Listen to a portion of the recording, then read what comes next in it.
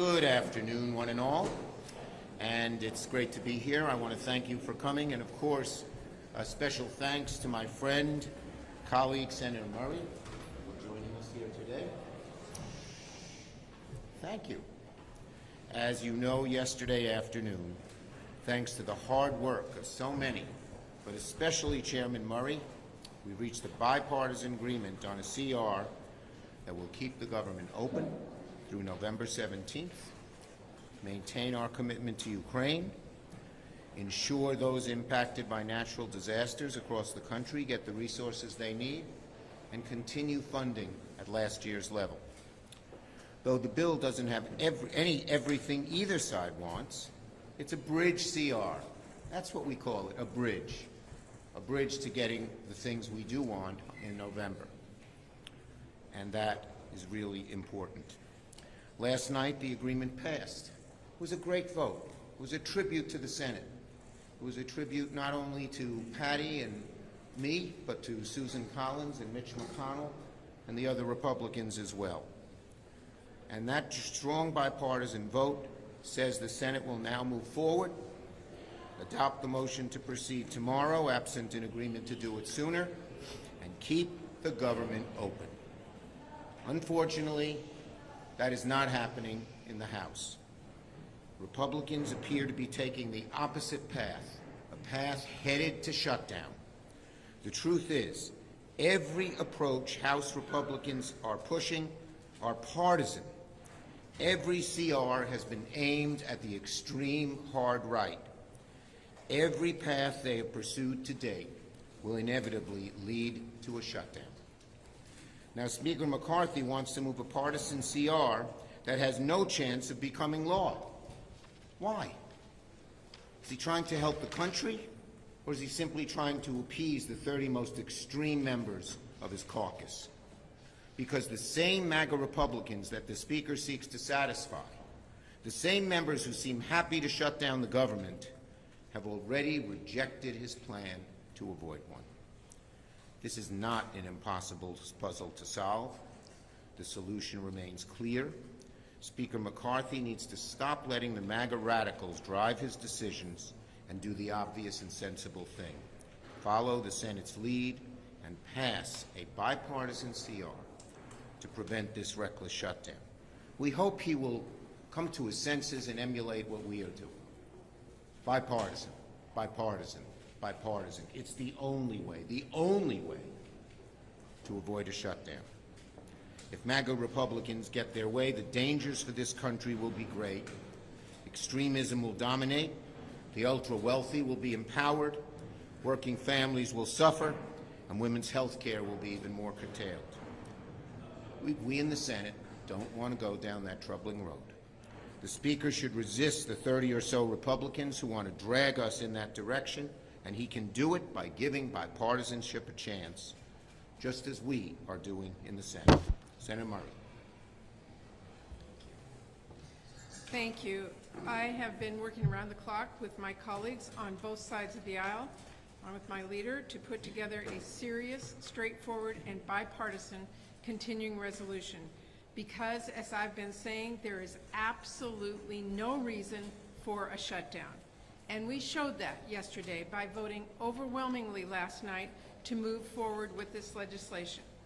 Let us be clear, this is a bipartisan bill that we wrote to make sure it could pass the Senate, pass the House, as long as it was brought up for a vote.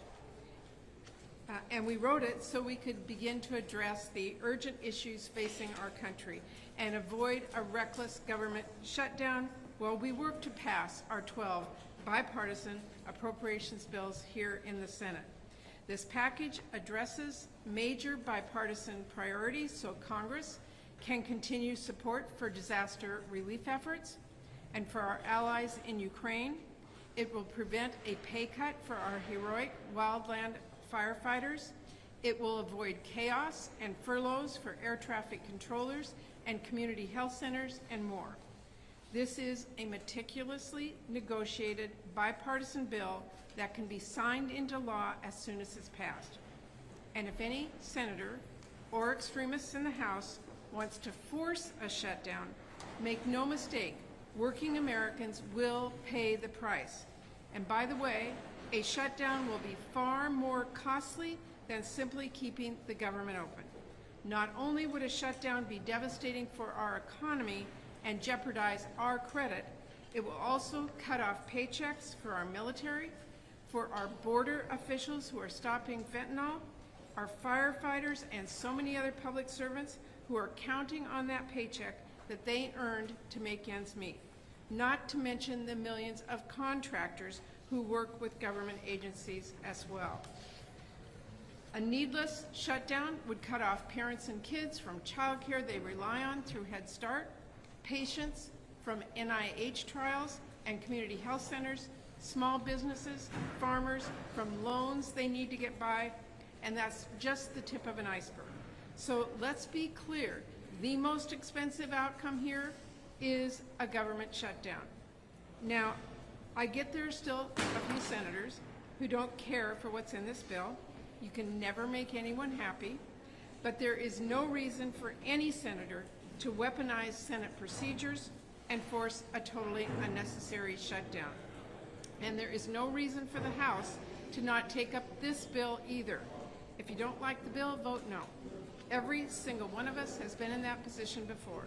But do not force the entire country into a shutdown that will cost billions of dollars, undermine our economy, undermine our national security, and hurt families just because you disagree with the vast majority of your colleagues. That is not a serious way to govern. It is not responsible. You know who's rooting for a United States government shutdown right now? Putin and the Chinese Communist Party. It is time for every member of Congress to step up and show some leadership. There is no reason we should not be able to pass this bill and avert a government shutdown. None. So let's get it done. Thank you very much. No. Okay, I just want to say a word about the Menendez indictment before I take questions. Like you, I was just deeply disappointed, disturbed when I read the indictment. Look, I've known Senator Menendez a very long time, and it was truly, truly upsetting. But we all know that for senators, there's a much, much higher standard. And clearly, when you read the indictment, Senator Menendez fell way, way below that standard. Tomorrow, he will address the Democratic caucus, and we'll see what happens after that. Should he step aside? Should he resign? As I said, tomorrow he will address our caucus, and we'll see what will happen after that. On the government. You got 77 votes for this bill here. Would have been 80 with everyone there. Okay. High vote total.